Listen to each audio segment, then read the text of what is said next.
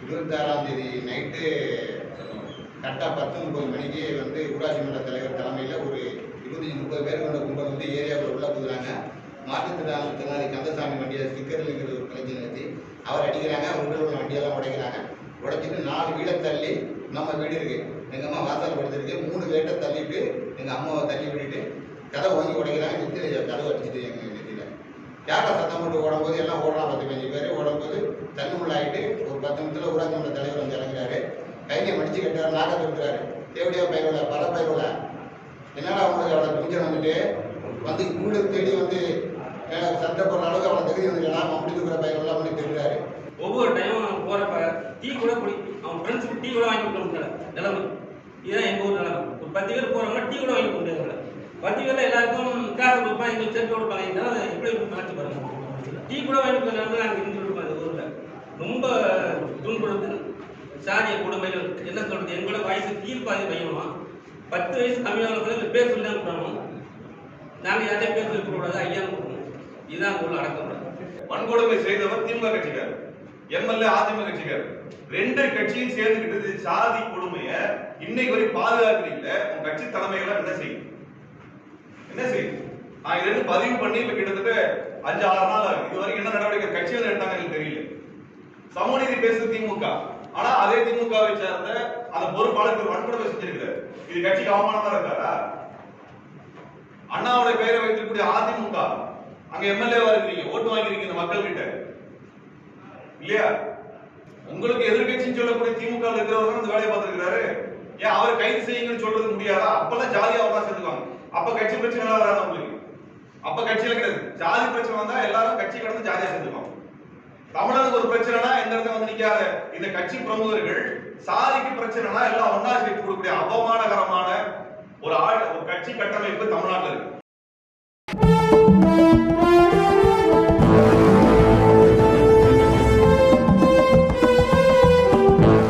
ஊடக நண்பர்களுக்கு மேற்பது நிலையேற்றம் மற்றும் தமிழக மக்கள் ஜனநாயக கட்சி விடுதலை தமிழ் புலிகள் கட்சி சார்பாக வணக்கங்களை தெரிவித்துக் கொள்கின்றோம். தமிழ்நாட்டிலே ஜாதிய சிக்கல்கள் தொடர்ச்சியாக நடந்து வருவதை நாம் அறிந்து வருகிறோம். பல்வேறு ஜாதி வன்கொடுமைகள் நடந்து வருகின்றன. 2 நாட்களுக்கு முன்பு கூட நெல்லப்பட்டை அருகே ஒரு ஆணவ படுகொலை நடந்திருப்பதை நாம் அறிந்திருக்கிறோம். தமிழ்நாட்டில் பரவலாக இந்த இரட்டை குவளை முறை, ஒதுக்குதல் முறை ஆகிய தீண்டாமை நடைமுறையிலே இருப்பதை பல்வேறு கிராமங்களுக்கு நேரில் செல்லும் பொழுது அறிய முடிகிறது. இந்த பிரச்சனை எல்லாம் வந்து ஏதேனும் ஒரு சிக்கலோ அல்லது அங்க ஒரு மோதலோ நடக்கும் பொழுது மட்டும்தான் இது வெளியூர் தெரியக்கூடிய அளவிலே தமிழ்நாட்டில் பரவலாக இருக்கிறது. இது குறித்து மாவட்ட ஆட்சியாளர்கள், காவல்துறை கண்காணிப்பாளர்கள் ஆகியோர் உரிய நடவடிக்கை எடுக்காததும், இந்த தீண்டாமையை ஒழிப்பதற்கு, ஜாதிய வன்கொடுமை ஒழிப்பதற்குரிய துறைகள், அதற்கான பொறுப்பாளர்கள் இயங்காததனுடைய விளைவுகளை நாம் இன்றளவும் பார்த்து வருகிறோம். இப்படி வந்து ஜாதிய ரீதியாக பட்டியல் சமூக மக்களை, பழங்குடி மக்களை ஒதுக்குதல், தீண்டாமையை கடைபிடித்தல், சமூக விளக்கம் செய்தல், அவர்கள் மீது தாக்குதலை நடத்துவது என்பது தமிழ்நாட்டினுடைய சமூக நீதி அரசியலுக்கு நேர் எதிரானதாக இருக்கிறது. ஆகவே இவை இந்த நவீன காலத்தில் தொடர்வது என்பது நமக்கு அவமானகரமான ஒன்றாகத்தான் பார்க்கிறோம். அந்த வகையில் தொடர்ச்சியாக ஜாதிய சிக்கல்கள் குறித்து நாங்கள் நேரடியாக களத்திற்கு சென்று ஆய்வு செய்வதும், அதை மக்கள் மனதில் கொண்டு வருவதும், குற்றவாளிகளை கைது செய்வதற்கான போராட்டங்களை நடத்துவதுமான பல்வேறு செயல்பாடுகளிலே கடந்த 15-16 ஆண்டுகளாக இயங்கி வருகிறோம். அந்த வகையில 2 மாதங்களுக்கு முன்பு நாகப்பட்டினம் மாவட்டத்திலே இருக்கக்கூடிய கோடியக்கரை கிராமத்தின் அண்ணாநகர் பகுதியிலே வசித்து வருகின்ற பட்டியலின மக்கள் மீது தொடர்ச்சியாக இது சாதிய வன்கொடுமைகள் நிகழ்த்தப்பட்டு அங்கே கந்தசாமி என்கின்ற ஒரு மாற்றுத்திறனாளி ஒருவரை கடுமையான வகையிலே தாக்கி இருக்கிறார்கள். அந்த தாக்குதலை குறித்தான நீதி கேட்பதற்கு அந்த மக்கள் கேட்டபொழுது, அந்த மக்கள் வசிக்கக்கூடிய குடியிருப்பு பகுதிக்குள் நுழைந்து 20-30 பேர் அவர் வீடுகளை அடித்து நொறுக்கி அங்கே இருக்கக்கூடிய மக்களையும் தாக்கி இருக்கிறார்கள். இது குறித்தான வழக்கு பதியப்பட்டிருக்கிறது, வன்கொடுமை வழக்கு பதியப்பட்டிருக்கிறது. இந்த சம்பவம் நடந்து கிட்டத்தட்ட 2 மாதங்கள் என்கின்ற நிலையில் கூட வன்கொடுமை வழக்கு பதியப்பட்டும் கூட குற்றவாளிகள் கைது செய்யப்படவில்லை. அந்த குற்றவாளிகள் அதே கிராமத்தில் இன்றும் சுதந்திரமாக அவர்கள் செயல்பட்டு வருவதை பார்க்க முடிகிறது. அவர்கள் இன்றும் அந்த பட்டியல் சமூக மக்களை மிரட்டி வருகிறார்கள். அவர்களது தொழிலுக்கு இடையூறாக இருக்கிறார்கள். இன்னும் சொல்ல வேண்டும் என்றால் பட்டியல் சமூக மக்களை வேலையிலிருந்து நீக்கம் செய்யக்கூடிய ஒரு வன்கொடுமையை நடத்தி வருகிறார். அவங்க இதுவரைக்கும் அவங்களை வேலைக்கு கூப்பிடக்கூடாது அப்படின்ற ஒரு முடிவெடுத்து அவங்க இயங்கி வருகிறார்கள்.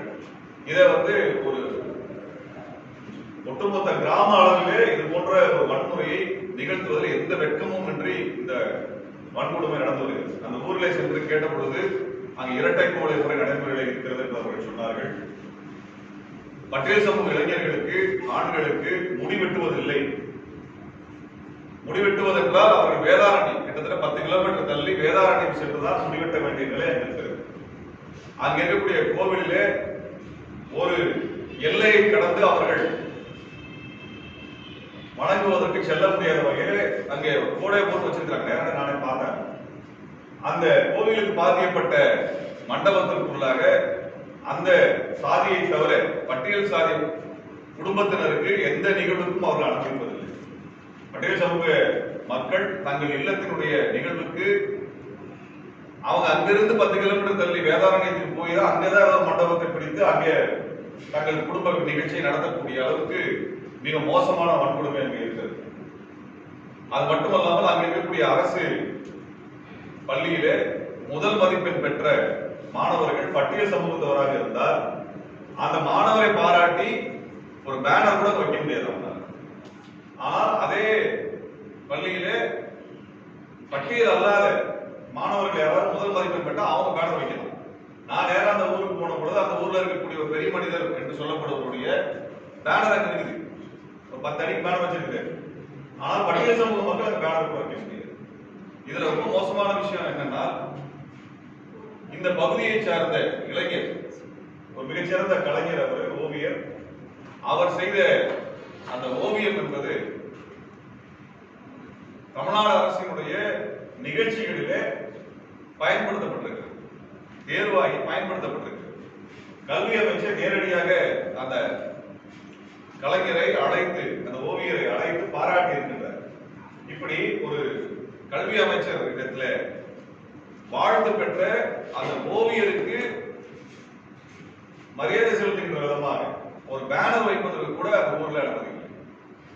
இப்படிப்பட்ட ஒரு நிலை இந்த காலத்திலும் தொடர்ச்சியாக நடந்து வருகிறது.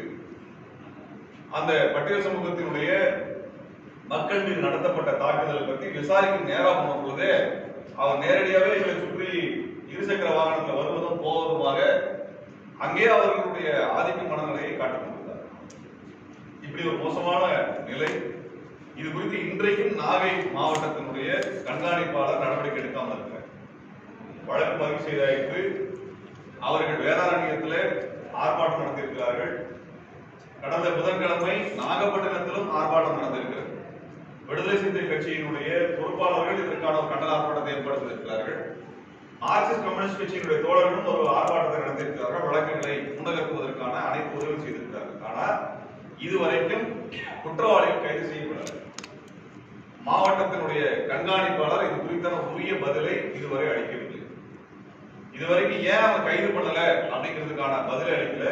மாறாக என்ன சொல்றாங்கன்னா, நீங்க 2 சமாதானம் போய்க்கோங்க அப்படிங்கிறது தான் அவர் சொல்றாரு. இது எப்படி ஒரு மாவட்ட கண்காணிப்பாளர் அல்லது துணை கண்காணிப்பாளருடைய பணியாக இருக்க முடியும்? ஒரு குற்றம் நடந்திருக்கிறது என்றால் குற்றவாளிகளோடு சமரசம் செய்து கொள்ளக்கூடிய ஒரு போக்கை காவல்துறை சார்ந்தவர் எப்படி சொல்ல முடியும்?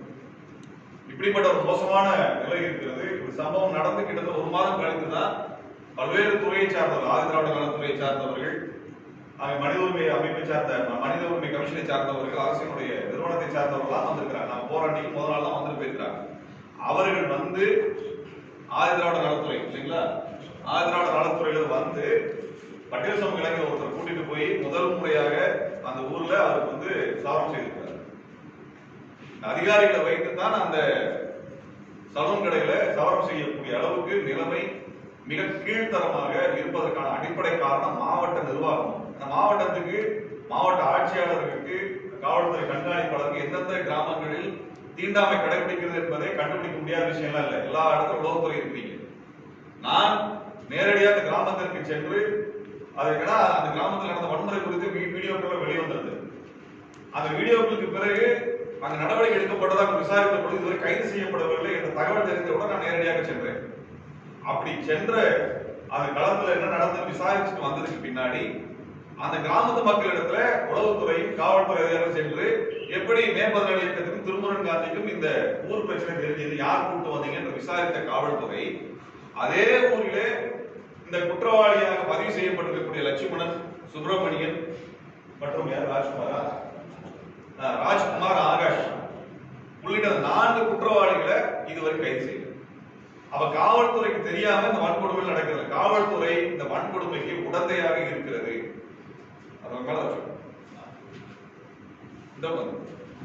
காவல்துறையினுடைய ஒத்துழைப்பு இல்லாமல்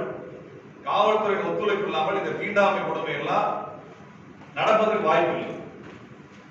வாய்ப்பே கிடையாது. அப்ப காவல்துறை முதல்ல தீண்டாமை தடுத்திருக்கணும், ரெட்டக்கோளை எங்க இருக்கணும், அவங்க கண்ணில் இருக்கணும். அதெல்லாம் அவர்களுக்கு தெரிந்தும் அதை செய்யல. சம்பவம் நடந்து கிட்டத்தட்ட 2 மாசம் ஆகும் போது இந்த குற்றவாளிகள் கைது செய்யல.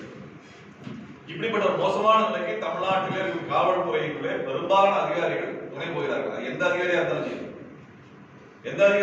சரி அவர்கள் இது பற்றியெல்லாம் அக்கறை வர்றதே இல்லை. ஆனா ஜனநாயக சக்திகள் வருது கேள்வி கேட்கிறாங்கன்னா உடனடியாக பாதிக்கப்பட்ட மக்கள் இடத்துல என்ன சொல்றாங்க, அவங்க கிட்ட எல்லாம் பேசாதீங்க, பிரச்சனை பெருசாயிரும், தேவையில்லாத சிக்கல் வந்துடும் என்று பேசுவதை மட்டுமே காவல்துறை வேலையா வச்சிருக்கு. இதெல்லாம் செய்யறதுக்கு காவல்துறைக்கு சம்பளம் தரவில்லை தமிழ்நாடு மக்கள். அரசியல் சாசனத்துல என்ன உரிமை இருக்கிறது? தீண்டாமை ஒரு தடை செய்யப்பட்ட பிராக்டிஸா இருக்குதுன்னா அதை நடைமுறைப்படுத்துவதற்கு காவல்துறை இருக்க வேண்டும். காவல்துறை அதிகாரிகள் தீண்டாமை கொடுமை செய்பவர்களை எல்லாம் பாதுகாக்கக்கூடிய வேலையை செய்வது என்பது மிக மிக அவமானகரமானதாக நான் பார்க்கிறேன். இது குறித்து காவல்துறை ஆணையரோ அல்லது மாவட்ட ஆட்சியாளரோ அதை பத்தி கவலைப்படுறது. மக்கள் அந்த ஊர் தான் போராட்டம் பண்ணிருக்காங்க, வேற இடத்துல போராட்டம் நடந்திருக்குது, அங்க தீர்வு கிடைக்கல. நாகப்பட்டினத்துல போராட்டம் நடந்திருக்கிறது, செய்தி அறிக்கையில் வெளிவந்திருக்கிறது, வீடியோ வெளிவந்திருக்கு. இது வரைக்கும் நாகை மாவட்ட கலெக்டர் என்ன செஞ்சிட்டு இருக்காரு? அவர் என்ன செஞ்சிட்டு இருக்காரு? இத அந்த மக்கள் அங்க இருந்து இங்க சென்னைக்கு வந்து பத்திரிகை சந்திப்பு நடந்ததுக்குள்ள 1000 போன் பண்ணக்கூடிய காவல்துறை அந்த குற்றவாளிகளை ஏன் கைது செய்யுது? அப்ப இந்த குற்றவாளிகளுக்கு துணையாக நாகை மாவட்டத்துடைய காவல்துறை செயல்படுகிறது நாங்கள் பகிரங்கமாக குற்றம் சாட்டுகிறோம். அந்த செயல்பாட்டுக்கு துணையாக நாகை மாவட்ட கலெக்டர் இருக்கிறாரு, காவல்துறை ஆணையாளர் இருக்கிறாரு. பகிரங்கமா சொல்லி இப்படிப்பட்ட அவமானகரமான நிகழ்ச்சி நடக்குது. வெக்கப்பட வேண்டாமா? கலெக்டர் நேரம் போய் பார்க்க வேண்டாமா? கலெக்டர் போய் பார்க்கறது பொறுப்பு இல்லையா? உங்களுடைய அதிகாரத்தின் கீழாக இப்படிப்பட்ட ஒரு பிராக்டிஸ் நடந்துட்டு இருக்குது, இத்தனை நாள் நடக்குது. இதை போய் தடுக்கிறதுக்கு மாவட்ட கலெக்டர் ரிசைன்மெண்ட் போட்டுங்க. எதுக்கு இருக்கிறாரு? எல்லா பள்ளி மாணவர்கிட்ட ஐஏஎஸ் அதிகாரியா வரணும், கலெக்டர் ஆகணும், எல்லா பிள்ளைங்கிட்டையும் வந்து ஆசை வளர்த்தக்கூடிய இந்த சமூகத்துல ஒரு கலெக்டரா இருக்கிறவரு இந்த மாதிரி ஒரு பண்புடமை நடந்திருக்கு. நாங்க இங்க இருந்து போய் 600 கிலோமீட்டர் போய் நாங்க போய் நேரா பார்த்து உண்மையை வெளியே கொண்டு வரக்கூடிய லட்சணத்துலதான் தமிழ்நாட்டினுடைய அதிகாரிகள் இருக்கிறாங்க. அந்த லட்சணம் அதிகாரிகள் இருக்கிறாங்க. அதை சுட்டி காட்ட வேண்டிய நிலைமை இருக்கு. இதுவரைக்கும் இந்த குற்றவாளிகள் கைது செய்யப்படல. அதையும் கடந்து அவர்கள் 1 மாதமாக வேலை தரல. இது அத்தனைக்கும் அந்த மாவட்ட ஆட்சியாளரும் காவல்துறை கண்காணிப்பாளரும் பொறுப்பு. அது மட்டும் இல்லாம அந்த பகுதியினுடைய எம்எல்ஏ அவர் அந்த ஓட்டு வாங்கியிருக்காரு. உங்க எம்எல்ஏ ஓஎஸ் மணியன் அவர்கள், அவருக்கு தெரியாதாது? ஓஎஸ் மணியன் அவர்களுக்கு தெரியாது. ஓட்டு வாங்குறதுக்கு மட்டும் போறீங்க, கேக்குறீங்க. இப்படி ஒரு கொடுமை நடந்திருக்குது. இந்த மக்கள் கிட்ட நீங்க அடுத்து என்ன சொல்லி அடுத்த வருஷத்துல என்ன சொல்லி ஓட்டு வைக்க போவீங்க? நாங்க இதே மாதிரி வன்கொடுமை நடந்தா எனக்கு ஓட்டு போடுங்க சொல்ல கேட்க போறீங்களா? சொல்லுங்க. அதே போல அந்த வன்கொடுமை செய்தவர் திமுக கட்சிக்காரர், எம்எல்ஏ அதிமுக கட்சிக்காரர், 2 கட்சியும் சேர்ந்துக்கிட்டு சாதி கொடுமைய இன்னைக்கு வரை பாதுகாக்கிறீங்க. உங்க கட்சி தலைமைகள் என்ன செய்யும்? நான் இது பதிவு பண்ணி இப்ப கிட்டத்தட்ட 5-6 நாள் ஆகுது. இது வரைக்கும் என்ன நடவடிக்கை கட்சியில் எடுத்தாங்க எனக்கு தெரியல. சமூக நீதி பேசுறது திமுக, ஆனா அதே திமுகவை சேர்ந்த அந்த பொறுப்பாளருக்கு வன்கொடுமை செஞ்சிருக்கிறார். இது கட்சிக்கு அவமானமா இருக்காரா? அண்ணாவுடைய பெயரை வைத்திருக்கக்கூடிய அதிமுக அங்க எம்எல்ஏவா இருக்கீங்க, ஓட்டு வாங்கிருக்கீங்க இந்த மக்கள் கிட்ட இல்லையா? உங்களுக்கு எதிர்கட்சின்னு சொல்லக்கூடிய திமுக இருக்கிறவங்க இந்த வேலையை பார்த்திருக்கிறாரு. ஏன் அவரை கைது செய்யுங்கன்னு சொல்றது முடியாதா? அப்பெல்லாம் ஜாதியா தான் சேர்ந்துக்குவாங்க. அப்ப கட்சி பிரச்சனை வராது உங்களுக்கு. அப்ப கட்சியில கிடையாது. ஜாதி பிரச்சனை வந்தா எல்லாரும் கட்சி கடந்து ஜாதியா சேர்ந்துக்குவாங்க. தமிழருக்கு ஒரு பிரச்சனைனா எந்த இடத்துல வந்து நிக்காத. இந்த கட்சி பிரமுகர்கள் சாதிக்கு பிரச்சனைனா எல்லாம் ஒன்னா சேர்த்து கொடுக்கக்கூடிய அவமானகரமான ஒரு கட்சி கட்டமைப்பு தமிழ்நாட்டில் இருக்கு. இது தீர்க்க முடியாதுங்க. இந்த பிரச்சனையை இந்த ரெண்டு கட்சியும் தீர்க்க முடியாதா? இந்த வன்கொடுமையை செய்த அந்த ஊரினுடைய லட்சுமணன் அவரு பிரசிடண்டா இருக்கிறார், திமுக இருக்கிறார். அந்த முன்னாள் பிரசிடண்டாக இருந்த லட்சுமணன் அவர்கள் திமுக இருக்கிறார். அவர் உடனடியாக கட்சியில் நீக்கம் செய்யணும். சுப்பிரமணியா அவரை கட்சியில் நீக்கம் செய்யணும். குறைஞ்சபட்சம் திமுக அந்த வேலையை செய்யும். இது போல நபர்களை எல்லாம் நீங்க கட்சியில வச்சிருக்கிறது உங்களுக்கு அசிங்கம், அவமானம். அவரை கைது செய்வதற்கு திமுக நடவடிக்கை எடுக்கணும். அதிமுக அதை பற்றி கவலைப்படுவதில்லை. நாங்க எந்த கட்சி பாரபட்சம் பாக்குறது, எங்களுக்கு மக்கள் முக்கியம், மக்களுக்காக நாங்க நிக்கிறோம். நாங்கெல்லாம் மக்களுக்காக நிற்கக்கூடிய அமைப்புகள். அதனால நான் சொல்றேன், திமுக அதிமுக பிரச்சனை இந்த பிரச்சனை இதுவரைக்கும் இத்தனை காலம் 50 ஆண்டுகளாக நீங்க கழகங்கள் ஆட்சியை மாறி மாறி இருக்கிறீங்களே, நீங்க தீர்க்கிறதுக்கு இதுவரைக்கும் நடவடிக்கை எடுக்கவில்லை. அதனால இந்த வன்கொடுமை வழக்கிலே கிட்டத்தட்ட 4 பேர் நேரடி குற்றவாளிகளாகும். அந்த ஊர்ல கலவரம் செய்த 20 பேர் இருக்கிறாங்க. அதுல மாரியப்பன் ஒருத்தர், அவர் தான் அடிச்சிருக்கிறார் கன்சாமி இல்லையா, ஊருக்கு உங்களை அடிச்சிருக்கிறார்.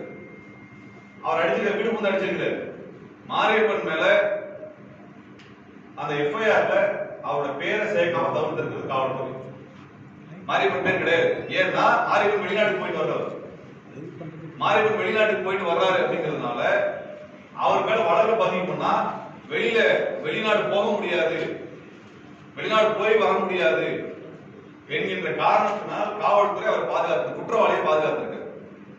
இப்ப மாரியப்பன் மேலும் இந்த வழக்கு பதிவு செய்யும். இல்லைன்னா இந்த வன்கொடுமைக்கு மாவட்ட காவல்துறை துணையாக இருக்கிறது அந்த பகிரங்கமாக அந்த காவல்துறைக்கு எதிராக நம்ம போராட்டம். அவர் யார் வேணாலும் எஸ்பி, நீங்க பிரச்சனை இல்லை. குற்றவாளி மேல ஏன் வழக்கு பதிவு பண்ணல? அவரை காப்பாற்றுகிற முயற்சியை காவல்துறை ஏன் செய்கிறது? உங்க காவல்துறையில இது போன்ற வேலை செய்யக்கூடியவர்கள் மீது காவல்துறை நடவடிக்கை எடுக்கணும். மாரியப்பன் மீது வழக்கு பதிவு செய்து அவர் அத்தனை பேருக்கு சிறைக்கு அனுப்ப வேண்டும். ஆனால் இது நடக்கல.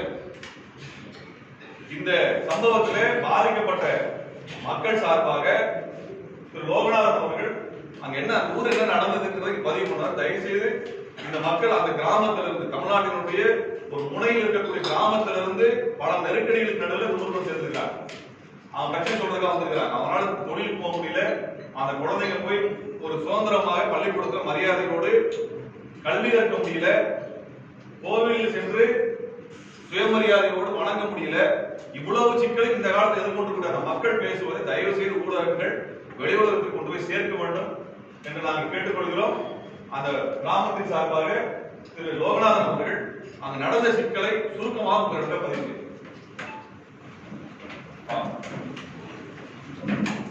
கொஞ்சம் வேகம்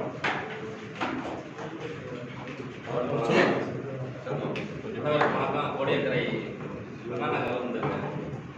எங்கள் ஊரில் 26/8/2025 கந்தசாமி மாற்றுத்திறனாளி அவர் விநாயகர் கோயில் சாமி கூட போனப்ப அவர் வண்டியில் ஸ்டிக்கர் 3 சக்கரம் வந்ததில்லை, ஸ்டிக்கர் ஒரு முதலமைச்சர் படம் வரலன்னு சொல்லி அவரை லட்சுமணத்தை அடித்து சாதி பத்திர திட்டி உதச்சி அனுப்பியிருக்காரு. அவர் வீட்டில் சொல்ல அடிச்சுட்டு சொல்லியிருக்காரு. அடிச்சிட்டாங்கன்னா தம்பி போய் கேட்டதுக்கு அவங்க வீட்டில் எல்லாரும் சேர்ந்து அவர் திட்டி பேசி அனுப்பிட்டாங்க அப்பா அம்மாவுக்கு. மறுபடியும் அவங்க அந்த பிரசிடண்ட் டிபார்ட்மெண்ட் சொன்னதுக்கு அவர் 10 மணி போல ஆளுகள் நிறைய பேர் அழைச்சி வந்து 25 பேருக்கு உள்ள தெருவில் எல்லாரையும் அடிச்சு துன்புறுத்தி கந்தசாமி அடிச்சு அவங்க அப்பா அடிச்சு வண்டி மூத்தவர வண்டியில் அவங்க உடைச்சு ராஜேந்திரன் அடிச்சு அவர் மனைவி ராஜேஸ்வரி அடிச்சு ஜாக்கெட்லாம் கிழிச்சு எல்லாரையும் அடிக்கிறாங்க. மறைக்கிறவங்க எல்லாரையும் அடிக்கிறாங்க. ஒரு 16 பேர் மெயினாக ஃபுல்லாக உள்ள எல்லாரையும் அடிச்சு துன்புறுத்திட்டு நாங்கள் 100க்கு ஃபோன் பண்ணுறோம். போலீஸ் வர தெரிஞ்சுதான் அவங்க இங்கேருந்து வெளியே வராங்க. 100 போலீஸ் நைட்டு பார்க்குறாங்க. எல்லாத்தையும் பார்த்துட்டு அவங்க அப்படியே எங்களை ஆம்புலன்ஸில் அவங்கள அடிப்பட்டவங்கள ஆம்புலன்ஸில் ஏற்றி விட்டுட்டு போலீஸ் போயிட்டாங்க. அதுக்கு பிறகு நாங்கள் ஹாஸ்பிட்டல் அட்மிஷன் ஆகிருக்கோம். அதுக்கு பிறகு 30ஆம் தேதி 26 நடந்து 30ஆம் தேதி விசாரிக்கிற மாதிரி முதல் தகவல் கொடுத்துருக்காங்க. நைட்டான சம்பவத்தை 30ஆம் தேதி விசாரிக்கிற மாதிரி கொடுத்துருக்காங்க. அது மட்டும் அதுக்கு பிறகு நாங்கள் அழுத்தம் கொடுத்து எஸ்பி எல்லாம் பார்த்த பிறகு எப்போ இது பிசிஆர் ஆக்ட் SC/ST சேர்த்துருக்காங்க. சேர்த்தது பிறகு குற்றவாளியை கைது பண்ணல, இதுவரைக்கும் கைது பண்ணல. அவங்க சுதந்திரமாக நடமாடுறாங்க. எங்களுக்கு பிறகு அச்சுறுத்தல், ஒரு இடத்துக்கு போக முடியல, எங்களை பார்த்து முறைக்கிறது, வண்டியை வந்து எதுக்க விடுறதும் எங்க நடக்க முடியல, குழந்தைகள் போக முடியல, ஸ்கூல் போக முடியல. ஸ்கூலுக்கு போகிறது ரோட்டில் அவங்க 10 பேர் 30 பேர் உட்காந்துக்கிட்டு எங்களை முறைக்கிறதும் பார்க்குறதும் அடிக்கிற மாதிரி தோரணையில் பார்க்குறதும் ரொம்ப பிரச்சனை. அங்கே எங்கள் ஊரில் கோயிலில் உள்ள போக முடியல. கோயிலில் மண்டபம் இருக்குது, பொது மண்டபம் தான். அதில் எங்களுக்கு கல்யாண மண்டபம் எதுவுமே கொடுக்குறது, காது குத்து கல்யாணம் எது கேட்டதுக்கு பழைய சமூகத்துக்கு நான் கொடுக்க மாட்டோம், அவங்களுக்குலாம் கொடுக்க முடியாது, நீங்கள் யூஸ் பண்ண இடத்துல நாங்கள் பண்ண முடியாது, பாத்திரத்தில் யூஸ் பண்ண முடியாது அப்படின்னு சொல்லிட்டு எங்களை வந்து பேசி அனுப்பிட்டாங்க. திரும்ப கேட்கறதுக்கு இந்த பிரச்சனை இது காரணம். பயில ஒரு பிளக்ஸ் வச்சதுக்கு அது ஒரு காரணம். அங்கே அடிக்க வர்றாங்க, துன்புறுத்துறாங்க. கடற்கரையில் தொழில் போக முடியல. சம்பளம் வந்து 40 நாளாச்சு வரைக்கும் எந்த தொழிலுக்கும் போக முடியல. எங்களை எங்கேயும் கூப்பிடுறதில்ல. வேலைக்கு போனாலும் சொல்லி போனாலும் தடுத்து நிறுத்துறாங்க. அவனை அனுப்பாதி கூப்பிடாத வேலைக்கு, அவனை திருப்பி விடுன்னு. இது 5 பேர் வேலைக்கு போய் திரும்பி வந்துட்டாங்க. இது மாதிரி தொடர் சம்பவம் நடந்துகிட்டே இருக்கு. தமிழக அரசு இது வந்து எதுவும் கண்டுகளை யாரையும் கைது பண்ணல. இது வரைக்கும் முடி திருத்தது கிடையாது. இப்பதான் அவங்க வந்து பண்ணி ஒரு நாள் ஒரு அவர் சரி பண்ணியிருக்காரு. டீ கடை எட்ட குழம்புற தொடர்ச்சியாக எட்ட குழம்புற. இப்போ நாங்கள் நண்பர்களாம் 4 பேர் 5 பேர் வெளியூருக்கு வர்றாங்கன்னா போய் டீ குடிச்சோம்னா எல்லாருக்கும் கிளாஸ் கொடுப்பாங்க. வெளியூர்ல இருந்தவங்க எங்களுக்கு மட்டும் டவரஸை கொடுப்பாங்க. அப்போ எங்கள் மனநிலை ரொம்ப மனவேதனையாக இருக்கு. ஒவ்வொரு டைமும் போகிறப்ப டீ கூட குடி, அவன் ஃப்ரெண்ட்ஸுக்கு டீ கூட வாங்கி கொடுக்க முடியல நிலைமை. இதுதான் எங்கள் ஊர் நிலைமை. ஒரு 10 பேர் போகிறோம்னா டீ கூட வாங்கி கொடுக்க முடியாது. 10 பேரில் எல்லாருக்கும் காசு கொடுப்பாங்க, எங்களுக்கு சேர்த்து கொடுப்பாங்க. இதனால எப்படி நினச்சி பாருங்க. டீ கூட வாங்கி கொடுக்க நிலைமை நாங்கள் இருந்து கொடுப்போம். இந்த ஊரில் ரொம்ப துன்புறுத்து சாதிய கொடுமைகள். என்ன சொல்றது, எங்களோட வயசு கீழ்பாதி பையனுமா 10 வயசு கம்மியானவங்க பேர் சொல்லி தான் கொடுக்கணும். நாங்கள் யாரையும் பேர் சொல்லி கொடுக்கூடாது, ஐயா கொடுக்கணும். இதுதான் உள்ள அடக்கக்கூடாது. பேர் சொல்லி கொடுத்தோம்னா எங்களை அடிக்க வர்றது, துன்புறுத்துறது, பார்க்கறது, இடா வளர்த்து இந்த பரபரவில் அவங்க இடம் வளர்த்து இடம் பேசுறீங்க அப்படின்னு பண்ணுறது. அன்னைக்கு சேவிங் பண்ண போனதுக்கு ஒரு பையன் வந்து அதுக்கு பிறகு வந்து கடையை முடுங்க. அதிகாரி போனதுக்கு பிறகு நானும் போயிருந்தேன். கடையை முடு, அவனை மிரட்டுறான். அவனை கடையை முடுன்னு அந்த பையனை சொல்றாரு. அவர் இல்லை நீ போப்பான்னு அனுப்பிவிட்டார். சேவிங் பண்ணி தான் வந்தாங்க. இது மாதிரி நிறைய துன்புறுத்தல், சொல்ல முடியாத மனவேதனை. இது இல்லாமல் எங்களுக்கு வந்து உதவியாக சிபிஎம் கட்சியில் வந்து ஆர்ப்பாட்டம் 3 டைம் பண்ணியிருக்காங்க. 3 டைம் பண்ணி நாளை மாலி வந்து எம்எல்ஏ, முன்னாள் எம்எல்ஏ பண்ணியிருந்தாங்க, விடுதலை பண்ணியிருந்தாங்க. இது வரைக்கும் அவங்க எவ்வளவு பண்ணியும் எந்த ஒரு இதுவுமே கிடையாது. எந்த ஒரு ஆக்ஷனும் எடுக்கிறது வரைக்கும் குற்றவாளிகள் சுதந்திரமாக செய்கிறாங்க. யாரையும் கைது பண்ணல. எங்களுக்கு போசுங்க வந்து எங்களுக்கு உறவினர் அவங்க உதவி பண்ணுறாரு. பிவிஆர் வந்து எங்களுக்கு வந்து ஆர்ப்பாட்டத்தில் பேசுறாரு. முன்னாள் எம்பி கந்தசாமி அடிச்சதுங்க சார். எதுல டீ கொடுப்பாங்கன்னு சொன்னாங்க சார். எதுல டீ கொடுப்பாங்க? எங்களுக்கு வந்து ஷர்ட்டு டவர செட்டில் கொடுப்பாங்க. அவங்களாம் கிளாஸ் காணி கிளாஸ் வேறுபட்டது தான்.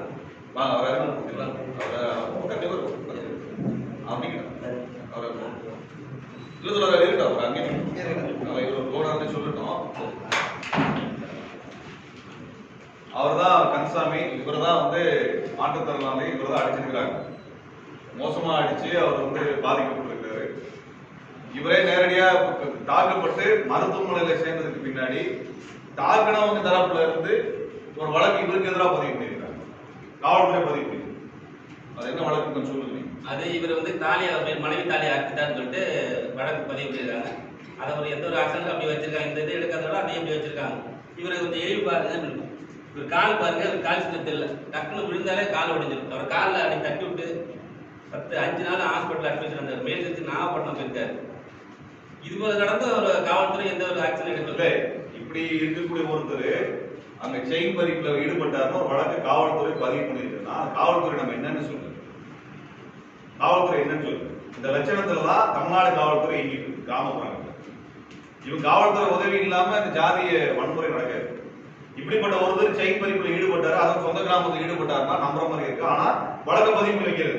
இப்ப நீங்க கைது பண்றது எஸ்சி/எஸ்டி ஆக்ட்ல கைது பண்ணணும்னு அந்த குற்றவாளி நடவடிக்கை எடுத்தா இவரையும் கைது பண்றது. இப்படி ஒரு வேலையை மிரட்டுற வேலையை செய்கிறது வந்து குண்டாயுசம் தான் சொல்ல முடியுமோ ஒழிய இது காவல்துறை வேலை கிடையாது. இது கட்ட பஞ்சாயத்து பண்ற வேலை. அதே போல தம்பி தமிழ் வாங்க நீங்க பேசுறீங்களா? பிரச்சனை சொல்லுங்க. தமிழ் அவர் தான் அந்த ஓவியர்.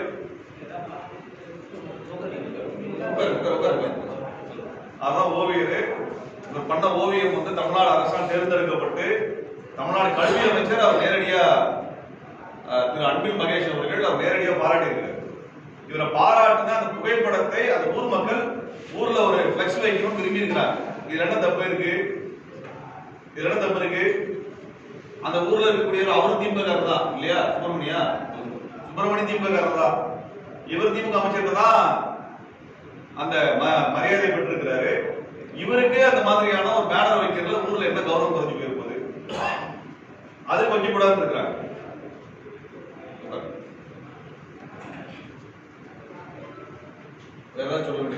சார் அந்த டிஎஸ்பி 1.5 மாசம் கழிச்சு தான் ஸ்பாட்டுக்கு வராரு. நாங்க வந்து எல்லாருக்கும் லெட்டர் கொடுக்கணும், லெட்டர் கொடுக்கணும், ஒரு எல்லாரும் அதிகாரிகளும் லெட்டர் போடணும். அதுக்கு பிறகு 1.5 மாசம் கழிச்சு தான் வந்து பார்த்துட்டு சமாதானமாகி போங்கிற மாதிரி தான் அவர் பேசுறாரு. அவங்க மேல அந்த ஆக்ஷன் இருக்கிற மாதிரி தெரியுது டிஎஸ்பி. நீங்க சமாதானம் போயிருப்பீங்க அப்படி நினைச்சிருந்தேன் அப்படிங்கிற 1.5 மாசம் வரைக்கும் இந்த வழக்கில்.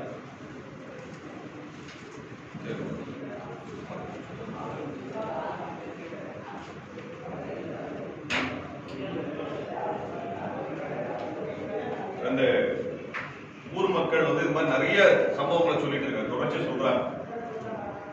அதை எதுவுமே முடிவு வராம இன்றைய வரைக்கும் இருப்பதற்கு காரணம் காவல்துறை நடவடிக்கை எடுக்கல, நாகை மாவட்ட ஆட்சியாளர் இது மேல எந்த அக்கறையும் செலுத்தல, அங்க இருந்த சட்டமன்ற உறுப்பினர் அதிமுக சட்டமன்ற உறுப்பினர் மணியன் அவர்கள் இது குறித்து எந்த கவலையும் இது குறித்தான எந்த விதமான நடவடிக்கை அவர் மேற்கொள்ளல. இந்த கொடுமைகளை செய்யக்கூடிய திமுக பொறுப்பாளர் மீது அந்த கட்சியும் எந்த நடவடிக்கையும் எடுக்கல. இப்படிப்பட்ட ஒரு நிலைமை அங்க நடந்து கொண்டிருக்கிறது. ஆக இது வந்து இந்த கோடியக்கரை என்பது தமிழ்நாட்டில் மிக முக்கியமான இடம். எல்லாருமே வந்து அந்த இடத்துல சுற்றுலா தலமா போறோம். அந்த ஊர்ல இது சம்பவம் நடந்தது. கோடியக்கரைக்கு போகாத சுற்றுலாவாசிகள் தஞ்சாவூருக்குள்ள யாரும் பெருசா பார்க்க முடியாது, எல்லாருமே போவாங்க. அந்த ஊர்ல இந்த சம்பவம் நடந்து கொண்டிருக்கிறது, இந்த மாதிரி வன்கொடுமைகள் நடந்துட்டு இருக்குது. அப்ப இது குறித்தான இதுவரைக்கும் எந்த தீர்வும் நாங்களும் இவ்வளவு காலம் 1 மாச காலமாக ஏதோ நடக்கும்ன்றதை எதிர்பார்த்தோம். அப்படி எதுவும் நடக்கல. மிக மோசமாக அந்த மக்கள் ஒரு தொழிலுக்கு போக முடியாத நிலைமையில் இருக்கிறது. அப்படிப்பட்ட சூழல்ல பாதிக்கப்பட்ட தரப்பினர் மேலுமே காவல்துறை வழக்கு பதிவு செய்திருக்கக்கூடிய லட்சணத்தையும் பார்க்கிறோம். அந்த மக்கள் இன்றைக்கு அவங்க சொன்னாங்க, தேநீர் கடையில் போனா எங்களுக்கான இரட்டை கோலை முறை எப்படி நடைமுறைப்படுத்தப்படும் அவங்கள வாக்குமூலம் கொடுத்திருக்கிறாங்க. அதனால நாங்க என்ன சொல்றோம்னா, இது உடனடியாக இந்த குற்றவாளிகள் குறிப்பாக மாரியப்பன் பெயர் விடுபட்டிருக்கிறது. அந்த மாரியப்பன்னா நேரடியாக தாக்கியவர், கிராமத்துக்குள்ள போய் தாக்கினாலும் முக்கியமான நபர், அவர் மேலும் வழக்கு பதிவு பண்ணப்படும்.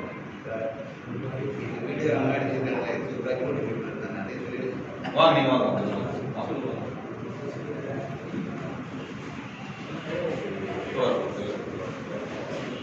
நீ வாங்க ஐயா வாங்க நீ வாங்க என்ன சொல்லுங்க.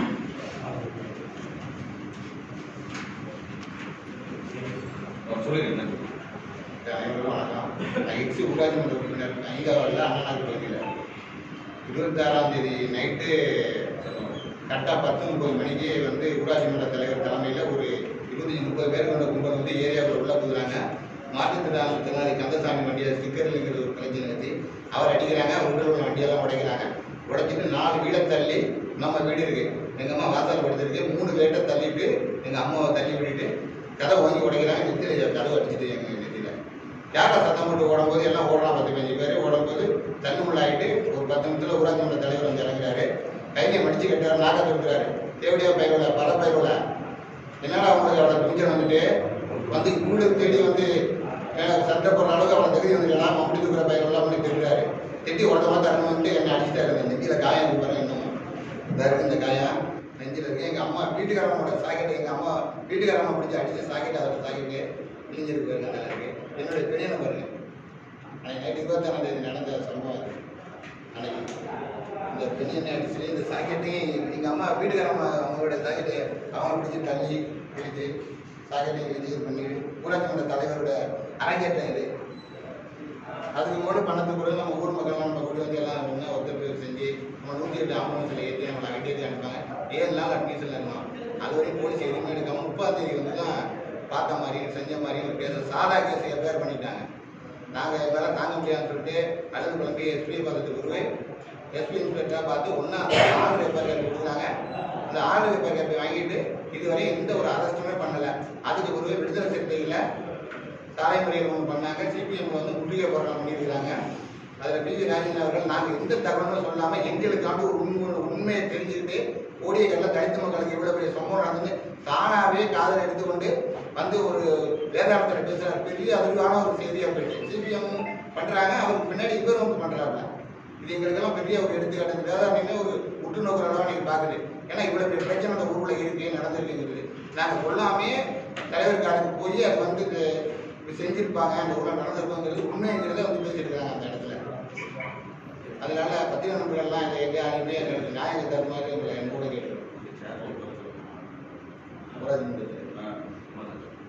ஊராட்சி பிரசிடண்ட் எங்களுக்கு சுழற்சி முறை பிரசிடண்ட் வந்தப்ப 2 முறை பிரசிடண்ட் வந்திருக்காங்க. 10 வருஷம் அவங்க வந்து சரியான மரியாதை கொடுத்து சேர்ல உட்கார சொல்றதில்ல. கையெழுத்துக்கு மட்டும் தான் அவங்க அழைக்கிறது, பாக்கி எல்லாம் வைஸ் பிரசிடண்ட் தான் நாங்கள் பண்ணிக்கிறது இல்லை. கல்யாணம் மட்டும் கோயிலில் கல்யாணம் மட்டும் மறுக்கப்படும், சுத்தமாக கொடுக்குறதே இல்லை, முடியாதுங்க. அந்த நிதி கடற்கரைக்கு வர நிதியில தான் கோயில் மண்டபம் கட்டியிருக்காங்க, கோயில் கட்டியிருக்காங்க. இது தனிப்பட்ட அவங்க நிதி கிடையாது, ஊர் கோயில் நிதி தான் எங்களுக்கு மட்டும். அது மட்டும் இல்லாமல் இந்த அப்படி நீங்கள் வந்து போராட்டம் பண்ணி மண்டபம் கேட்டீங்கன்னா கிடைக்கிற பட்சத்தில் அந்த மண்டபத்தை உடச்சி தர்றாங்க அப்படிங்கிற ஒரு ஐடியாவெல்லாம் இருக்காங்க. அவங்க பேச்சுவார்த்தை நடத்திருக்காங்க, ஊர்கூடி குடி போயிருக்காங்க. அவங்களுக்கு கிடைக்குதுன்னா அந்த மண்டபத்தை உடச்சிடுவோம், அவங்களுக்கு கொடுக்கக்கூடாது மற்றமுறையில் இருக்காங்க. அதனால இப்ப ஊர் மக்களே வந்து அவங்க என்ன நடந்தது அப்படின்றத வெளிப்படையாக சொல்லியிருக்காங்க. காவல்துறை முறையான நடவடிக்கை எடுக்கல, நாகை மாவட்ட ஆட்சியாளரும் நடவடிக்கை எடுக்கல குற்றச்சாட்டை வச்சிட்டோம். அவங்க இரட்டைக்கோள முறை இருக்கிறது, முடிவெட்டுறது இல்லை, கோயில்ல இடம் கொடுக்கறது இல்லை, இத்தனை பிரச்சனைகளை சொல்லிட்டாங்க. அப்ப நாங்க என்ன சொல்றோம்னா, உடனடியாக இதுக்கு நடவடிக்கை எடுக்கவில்லை என்றால் அனைத்து கட்சிகளை திரட்டி நாகை மாவட்டத்தில் காவல்துறையையும் ஆட்சியாளரையும் கண்டித்து ஆர்ப்பாட்டத்தை வருகின்ற 2 வாரங்களுக்குள்ளாக நடத்துவதாக நாங்கள் முடிவெடுத்திருக்கிறோம். தேதியை உடனடியாக நாங்கள் அறிவிப்போம். அதே சமயத்தில் இரட்டைக்கோளம் நடந்ததுக்கு இன்னைக்கு தடுக்கல. இந்த பகுதி மக்களிலே அவங்களே ஒரு தேநீர் கடையை அதை திறக்க போறாங்க. அவங்களுக்கான எல்லா முயற்சியும் நாங்கள் எடுப்போம். அதை வந்து தமிழ்நாட்டினுடைய இது போன்ற அவல நிலையை அம்பலப்படுத்துகின்ற விதமாக இனிமேல் இப்படி எல்லாம் இரட்டைக்கோள முறைகள்லாம் இருக்குதுன்னா எங்களுக்கான தற்சார்பான விஷயங்களை அவர்களே செய்து கொள்ளக்கூடிய வகையில அதற்கான முயற்சிகளை நாங்கள் முன்னெடுப்போம். அங்கே தேநீர் கடை திறக்கப்படும். முடிஞ்சா சமூக நீதி பேசுகின்ற தலைவர்கள் அங்கே வரலாம், சமூக நீதி தலைவர்கள் அங்கே நேராக வரலாம், தேநீர் கடையில் தேநீர் குடிக்கலாம், அல்லது தேநீர் கடை திறப்புள்ளாக அங்கே வரலாம். மிக முக்கியமாக இந்த மக்கள் உழைத்து அவர்களே உழைத்து வருமானம் ஈட்டக்கூடிய ஒரு நுணுக்கமான அறிவு கொண்டவர்கள், அவர்களுக்கு முதலீடாக வங்கியிலிருந்து எந்த நிதி கிடைக்கிறது தாட்கோட சொன்னாலும் கூட அங்க இருக்கக்கூடிய வங்கி வந்து அவங்களுக்கான கடன் தர்றது. அப்படி கடன் தருகின்ற ஒரு முயற்சியை தமிழ்நாடு அரசு உடனடியாக எடுக்க வேண்டும். இல்லைன்னா அந்த வங்கிகள் எதெல்லாம் தரலையோ அந்த வங்கிகளையும் நான் முற்றுகிட வேண்டியது. எந்த வங்கியெல்லாம் தரமாட்டேன்னு சொல்றானோ அவனெல்லாம் முற்றுகை. ஏன்னா அந்த வங்கியை லோன் கொடுத்ததுன்னா அவங்களே அவங்க சொந்த சுயதொழில் பண்ணிக்குவாங்க, யாரும் நம்பிக்கணும் அவசியம் இல்லை. அவருக்கு வேணுகின்றவற்றை அவரை உருவாக்கி கொள்வார்கள். கிட்டத்தட்ட 45 நாளாக அவர்கள் வேலைக்கு செல்ல முடியலன்னா வருமான நிலைமை என்ன, குடும்ப நிலைமை என்ன என்பதை யோசிப்பார்கள். இப்படிப்பட்ட ஒரு மோசமான நிலை இருக்கிறது. ஆகவே இதை கண்டித்து நாகை மாவட்டத்தில் முதல் கட்டமாக கண்டன ஆர்ப்பாட்டத்தை அனைத்து கட்சிகள் அழைத்து நடத்த இருக்கின்றோம். அதுக்கு பிறகு எடுக்கலன்னா தமிழ்நாட்டினுடைய பிற மாவட்டங்களில் இந்த போராட்டம் விரிவடையும். பிற மாவட்டங்களில் போராட்டம் நடக்கும், சென்னையிலும் நடக்கும். அந்த பகுதியை சார்ந்த அந்த வன்கொடுமையாளர்கள் சிறையில் அடைக்கப்படுகின்ற வரை நடக்கும். குறிப்பா மாரியம்மன் பேரும் அதில் இணைக்கப்பட வேண்டும். அந்த திமுக பொறுப்பாளர் அவர் கட்சியிலிருந்து நீக்கப்படணும். இதெல்லாம் இல்லைன்னா இது கடுமையான போராட்டமாகும். ஏன்னா தீண்டாமை, சாதிய கொடுமை இதையெல்லாம் சகிச்சுக்கலாம் இருக்க முடியாது. சகிச்சுக்கணும் அவசியம் யாருக்குமே கிடையாது. நான் எந்த கட்சியை ஓட்டு வாங்குறதுக்காக நம்ம இவங்களை சகிச்சுக்கணும் அவசியம் கிடையாது. ஆகவே கடுமையான போராட்டமாக மாறும் என்பதை சமயம் தெரிவித்துக் கொள்கின்றேன். மாவட்ட ஆட்சியாளர் இதற்கான நடவடிக்கை எடுக்கலன்னா மாவட்ட ஆட்சியாளரை கண்டித்தும் போராட்டம் நடக்க ஆரம்பிக்கும். அவருடைய செயலற்ற தன்மையை குறித்து தமிழ்நாடு முழுவதும் அந்த செயலற்ற தன்மையை நாங்கள் அம்பலப்படுத்த வேண்டியிருக்கோம். காவல்துறை கண்காணிப்பாளர் செய்யலைன்னா அவருடைய செயலற்ற தன்மையை ஜாதியவாத மனநிலையும் நாங்கள் அம்பலப்படுத்த வேண்டும். ஏன்னா இது எல்லாமே ஜாதிய மனநிலை. இந்த கேஸ் எல்லாம் தெரியாம கிடையாது. இவ்வளவு பெரிய வயலன்ஸ் நடந்திருக்குது, ஒரு கலவரம் நடந்தது, 20-30 பேர் உள்ள வந்து அடிக்கிறது சாதாரண விஷயம் கிடையாது.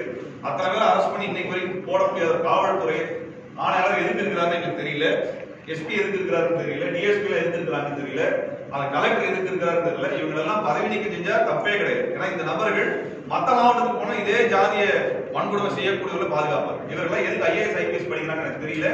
இவங்கள கான்ஸ்டிடியூஷன் தெரியுமா தெரியலையான்றது எனக்கு தெரியல. இப்படிப்பட்ட நபர்கள் இது பொறுப்புலவே இருக்கக்கூடாது, பொறுப்புல இருக்கக்கூடாது. ஆக இவர்கள் அனைவரையுமே கண்டித்து ஆர்ப்பாட்டம் நடக்கும். அதே போல திமுக அரசு இது போன்ற வன்கொடுமைகள் குறித்தான மெத்தன போக்கை கடைபிடித்து வருகிறார்கள். ஆணவ படுகொலை நடந்து கொண்டிருக்கு. இது எதை பத்தியுமே எந்த விதமான நடவடிக்கை எடுக்காமல் கவலை இல்லாமல் திமுக அரசு கடந்து கொண்டிருப்பதை நாங்கள் வன்மையாக கண்டிக்கின்றோம்.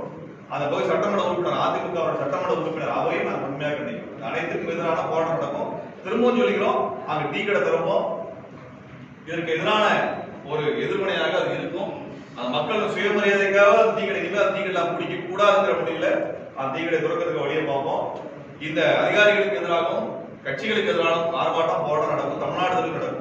அது அந்த ஊர் நாகை மாவட்டத்தில் முடிச்சு போயிருக்கிறது. நாகை மாவட்ட எஸ்பியோ நாகை மாவட்ட கலெக்டரோ அது செய்யலைன்னா உங்க பேரை சொல்லி உங்களோட பதவியை சொல்லி பிற மாவட்டங்களில் அடுத்த 30-35 மாவட்டங்களிலும் உங்க பேரை சொல்லி தான் போராடும். ஏன்னா மற்ற மாவட்ட ஆட்சியாளர்களுக்கும் காவல்துறை கண்காணிப்பாளர்களுக்கும் அது ஒரு பாடமாக இருக்க வேண்டும்.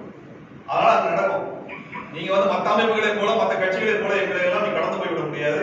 நாங்கள் எதற்காக சமரசம் செய்து கொள்ள மாட்டோம் என்பதை இச்சமயத்தில் தெரிவித்துக் கொண்டு இதற்கான போராட்ட தேதியை விரைவில் அறிவிப்போம். ஊடக நண்பர்கள் தயவு செய்து இது போன்ற இந்த மாதிரி வன்கொடுமை நம்ம யாருமே இருக்கிறோம் கிடையாது. வன்கொடுமை யாருமே இருக்கிறது. இந்த விஷயத்தை வெளியில கொண்டு வந்து இதன் மூலமாக அந்த மாவட்டத்தில் இருக்கக்கூடிய பிற பகுதியில் இருக்கக்கூடிய ஜாதி வன்கொடுமைகளை தடுப்பதற்கான முயற்சியை அனைவரும் ஒன்றுபட்டு நிற்க வேண்டும் என்று ஊடக நண்பர்களை கேட்டுக்கொள்ளும். ஏன்னா இது கட்சி பிரச்சனையா பார்க்காதீங்க. இது ஒரு சமூக பிரச்சனை. இந்த பிரச்சனையை தீர்க்க வேண்டிய பொறுப்பு உங்களுக்கும் இருக்கிறது, எங்களுக்கும் இருக்கிறது. எல்லாரும் சேர்ந்து இந்த பிரச்சனைக்கு ஒரு முடிவு கொண்டு வந்து இந்த மக்களுடைய சுயமரியாதையை உறுதி செய்வதற்கு நீங்கள் கரம் கோர்க்க வேண்டும் என்பதை இச்சமயத்தில் தெரிவித்து இந்த ஊடக சந்திப்பை நாம் நிறைவு செய்கிறோம். சார், இப்போ பாதிக்கப்படுறவங்க எஸ்டி மக்கள் சொல்றீங்க. இந்த பாதிப்பை நிகழ்த்துறவங்க எந்த சாதி, அவங்க பெரும்பாலும் எந்த சாதி இருக்கிறாங்க?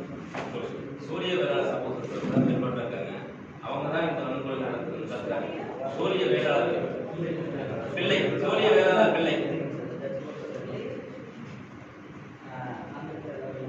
அவங்கதான் ஒடுக்குமுறைய அந்த அரசியல்வாதிகள் அவங்க வருகையும் அந்த சாதி ஆமா தலைவர்கள்லாம் அவங்க சாதி தான் இருப்பாங்க.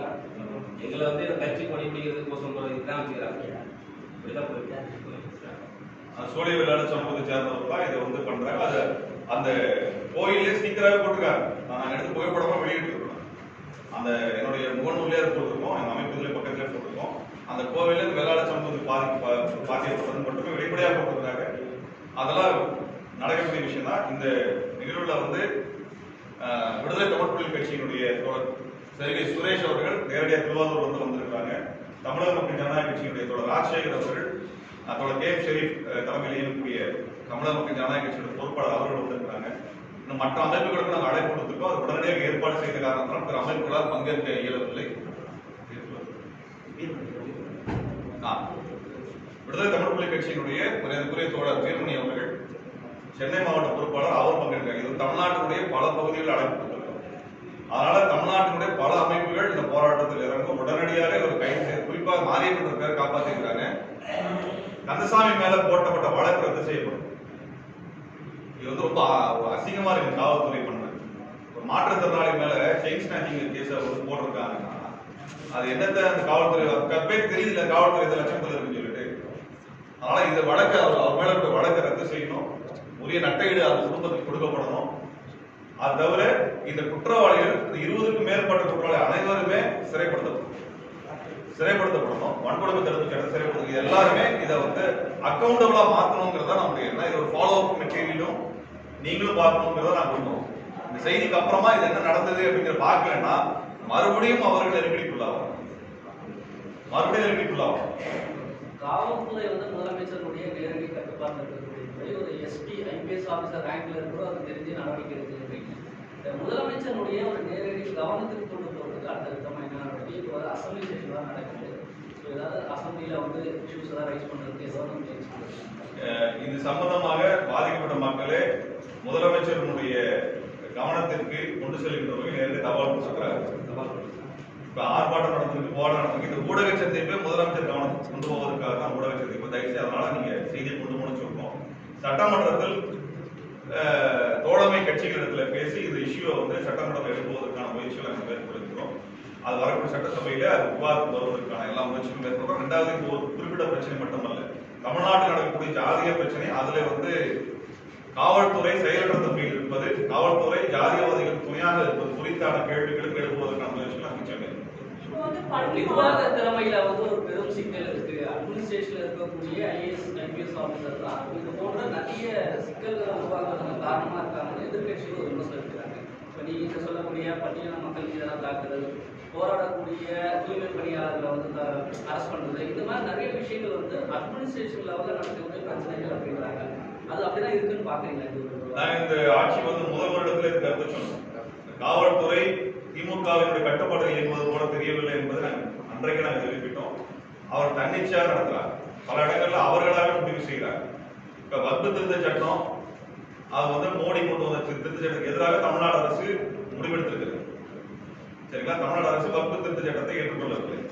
அந்த மோடி அரசை கண்டித்து தமிழக மக்கள் ஜனநாயக கட்சி நடத்துற பொதுக்கூட்டத்துக்கு காவல்துறை நடத்திருக்காங்க. பாலஸ்தீனத்துக்கான ஆதரவை முதலமைச்சர் வெளிப்படுத்துகிறார்.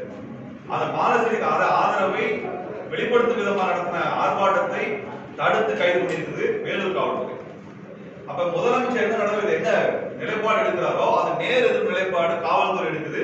அந்த காவல்துறை முதலமைச்சர் கீழே இயங்குகிறது.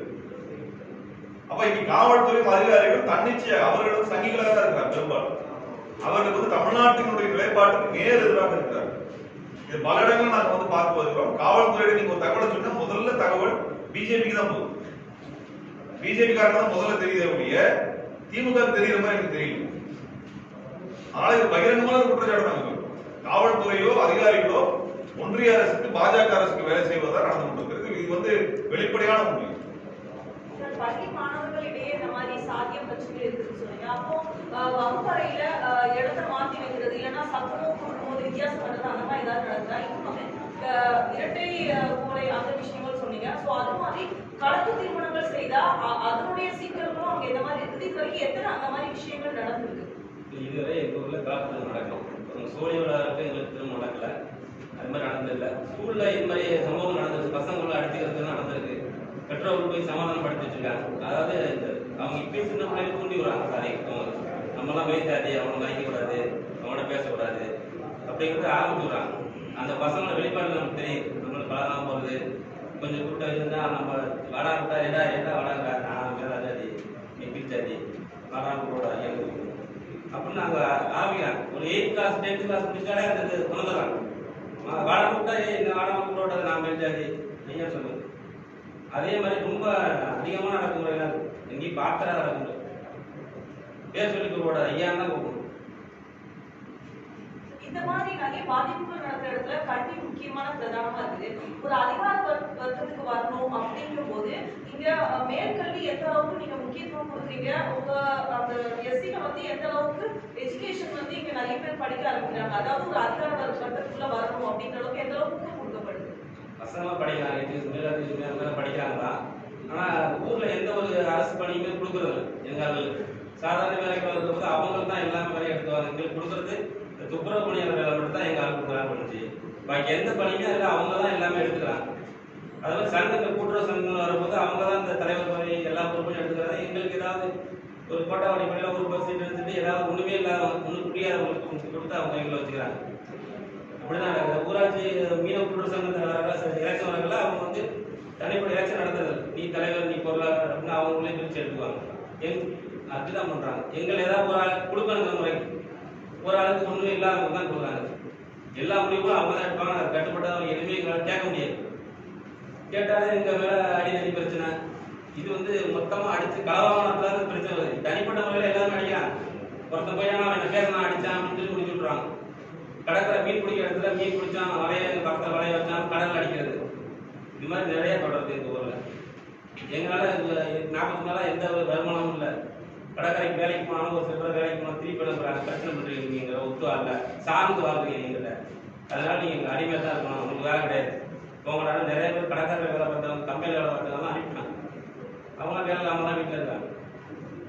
தொடர்ச்சி எங்களுக்கு தொடர்ச்சி அந்த சம்பவம் தான் ரொம்ப மோசமான நிலைமை. பொருளாதாரம் ரொம்ப மோசமான நம்பிக்கை நாங்களாம் வந்து தெரிவிச்சுக்கிறாங்க. சார், இவ்வளவு பிரச்சனைகளுக்கு அதிகார வர்க்கத்தை எதிர்த்து உங்க உயிருக்கோ இல்லைன்னா வந்து இந்த மாதிரி ஏதாவது பாதிப்பு நீங்க நினைப்பீங்க? ஏன்னா ஒரு இதோட சேர்ந்து வந்திருக்காங்க, ஒரு பெரிய குழுவா வந்திருக்காங்க. இந்த விஷயத்தை வச்சு நீங்க மிரட்டப்படலாம், அதாவது ஊர் மக்கள் இங்க வந்திருக்கோம்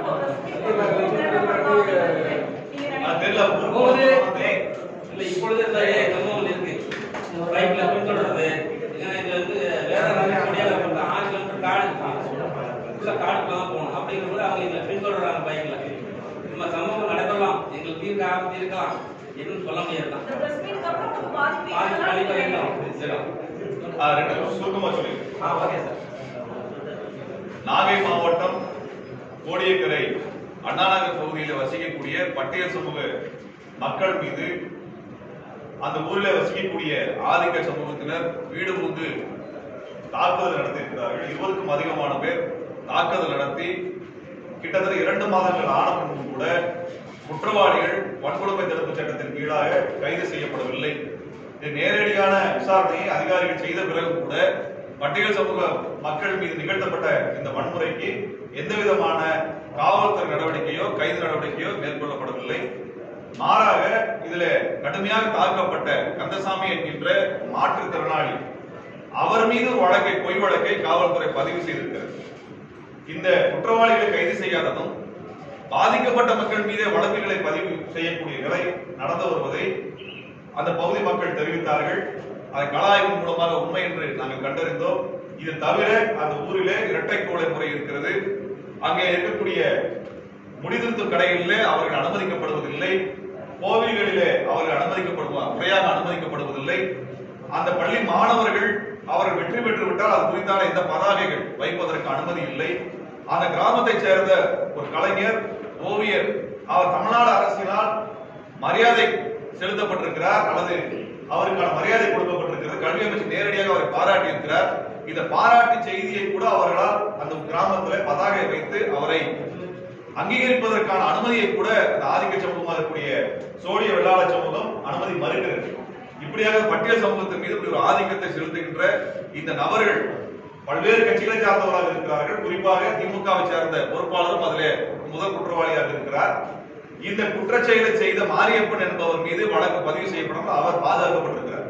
காவல்துறை அவருக்கு பாதுகாப்பாக அவரது பெயரை நீக்கியிருக்கிறது. இப்படிப்பட்ட நிலையில இந்த குற்றவாளிகளை உடனடியாக கைது செய்ய வேண்டும்.